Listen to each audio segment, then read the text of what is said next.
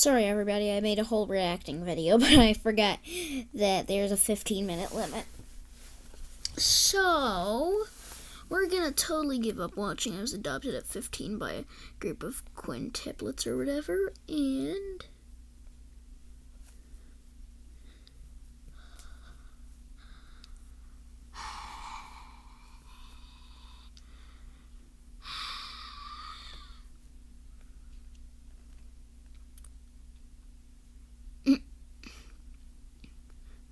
let's see what this is. This is gonna be madness. This is honestly such a lie. Are you crazy? I'm not going to help you rob a store, my mom Marie said when my dad, Joe, had suggested the most absurd idea. The pot behind her whistled, but Joe stood in the same position. He was sweating and rubbing his forehead aggressively. Out of nowhere, he slaps the salt shaker, causing it to break into 1,000 pieces and rain glass and salt onto the floor. How do you think we're going to pay for everything? I have been looking for work for months, but no one is hiring an old... Are you crazy? I'm not going to help you rob a store, my mom Marie said when my dad, Joe, had suggested the most absurd idea. Okay, Dad.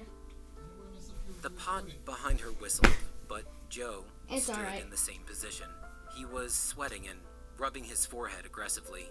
Out of nowhere, he slaps the salt shaker. Looking for work for months, but no one is hiring an old convict. We're desperate, Marie. You're supposed to be eating for 2, but you don't eat enough for 1. I've tried everything. It will work. It's so easy, I promise. Marie listens to him go on and on when the ringing in her ear gets louder. The next thing she knows, it's a week later, and they're walking fast into the store at 1 a.m. Remember what I said. Dad repeated the plan to her as they walked faster and faster against the forceful wind. Mom kept her head down the whole time in fear that people will be able to tell from the look in her eyes. Go, he ordered her as they arrived in front of the door. She stood there, staring at all the stickers and flyers plastered all over the door. She puts her hand on her stomach and whispers to me quietly, "For you," and then opens the door. Wobbling more than really necessary, she walked in, grabbed a basket, and walks down the first aisle. She's sweating and chanting the plan in her hand as not to forget. By the time she reached the third aisle, she's already got a few things in her basket. Okay, now's the time. She pretended to struggle to reach for the detergent on the top shelf and then asks the store clerk, "Excuse me, sir, can you please help me?" As the store clerk walked over to help her, Dad snuck in, crouched down, and ran behind the counter. "I just can't reach it. So sorry." "No problem, ma'am." Mom pretended to keep struggling to try to buy him some time. "Though I'm not sure if this is right for me. Is it sensitive enough for babies?" "I don't think so." He studies the bottle. Then, all of a sudden, the alarms in the shop go off. And then as she begins to panic, she looks over to her husband who's standing at the cash register looking like a deer caught in headlights. "Run," he says to her. The store clerk runs at the speed of Usain Bolt to the cashier and grabs Joe and presses his head against the counter. Joe struggles but can't seem to get free. "I got you now. Think you can run from me? Huh? Wait till the police..." And then Mom taps his head with a wine glass, and he crumbles to the ground. Dad grabs her hand, stands over him, and they run towards the apartment. What was that?" she asks him while they run. "I don't know. I think he had some high-tech cashier that sounds the alarm when it's being yanked open. I don't know.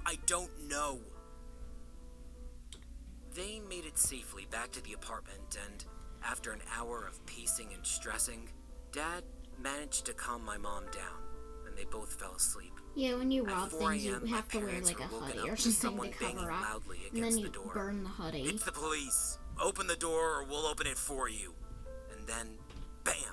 The door was broken away and the police swarmed in, grabbing them both in their pajamas and aggressively pushing them to the ground while handcuffing them. You have the right to remain silent. Within How can you 24 push a hours, pregnant my woman to the mom ground? and my dad were both arrested under suspicion of robbery and attempted murder. They were both sentenced to separate prisons for 10 years, with me still in my mother's womb. He's coming! Now! My mother screamed in her cell. The guards looked at each other without having a clue what to do. But you said not for another 1 to 2 weeks, guard number 1 said. Guard number 2 nodded in agreement. 1 to 2 weeks, the doctor said. I don't know what to tell you, but there's a person shooting out of me, whether the doctor or you two like it or not. They started panicking. One of them decided There's a person to call shooting a doctor out of while me. the other held her stomach and just kept telling her to breathe in and breathe out. While the guard was speaking to the doctor, my mom let out a horrendous There's a scream. person shooting out of me, whether you like it or not. Silence until the sound of a baby crying broke in. That's me there.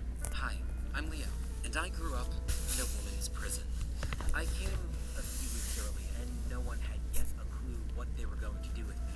The guards originally said that I could be transferred to a relative or put up for adoption. But, well, the only relative my mom had was her grandma, who was living in Spain, and adoption was not an option for her.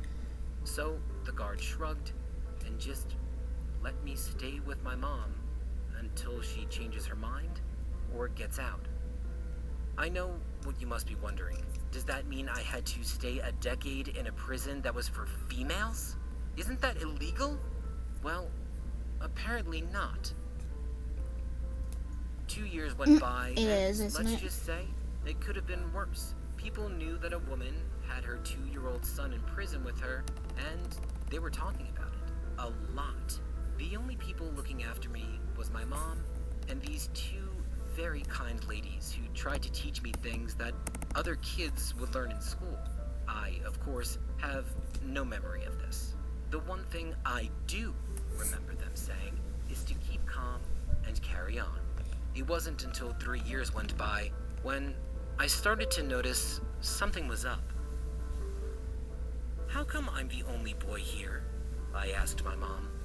She looked devastated, even though she knew this question would come one day. She just wished that it wouldn't be so early. When my mom told me the story of why we're here, I felt upset and confused, but I was still very young, so I still really had no idea what it really meant. When I was 7, I was fully aware of my difference in appearance to everyone else, and I started to feel uncomfortable and unsafe. Lots of women would shoot me dirty looks when they could, and I could swear some of them tried to grab me sometimes. So, for the most part, I stuck with my mother most of the time. I also started asking her and her friends like thousands of questions like, what does a boy look like aside from me? How do you get taller? Is there any other type of food in the world besides mushed peas and hard bread? She would answer all of my questions, and I started to accept that life in prison was normal. But then something happened to me that wasn't normal at all. One day after finishing my lunch, I was walking back to my mom's cell when, in a flash, these 3 scary-looking ladies grabbed me and pulled me to the showers. I was frightened, of course, but I didn't know how to react or what to do since I didn't even know what was happening. They threw me in the shower and stood over me with an unsettling grin on their faces. One of them was a large, curly-haired black woman who was the scariest of them all since she Okay, I looked feel like like she this could is step on racist. my head. The other 2 were blonde-haired women who were skinny, but still very rough-looking and intimidating. They started doing things. Terrible things. And I was petrified. This is a family-friendly A few channel. minutes later, No, a this guard is- found us and tore them off me and escorted them to the office. I don't know what happened to them, but I'm sure they regretted it. I was told to go back to my cell. When I arrived back there, my mother was crying in fear and guilt after I told her what had happened. She realized that this was no place for a child to grow up, and then told me she would get me out of this place. She sobbed and said that I should live in the outside with a temporary family who would look after me until she is set free. Hold on a second, everybody. What is it, Dad?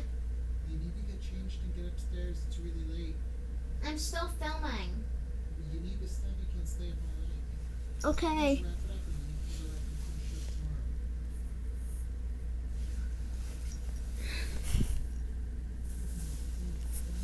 tomorrow. Alright, I'm just gonna finish this one video. And then I I'll honestly do the didn't know things. how to respond since I had never been in the outside world before, but I understood that it's what my mom wanted, so I went along with it. Within a week, I said my final goodbyes to my mom. I was transferred to a family with a husband and wife, with one kid named Tim, who was only 8 months older than me.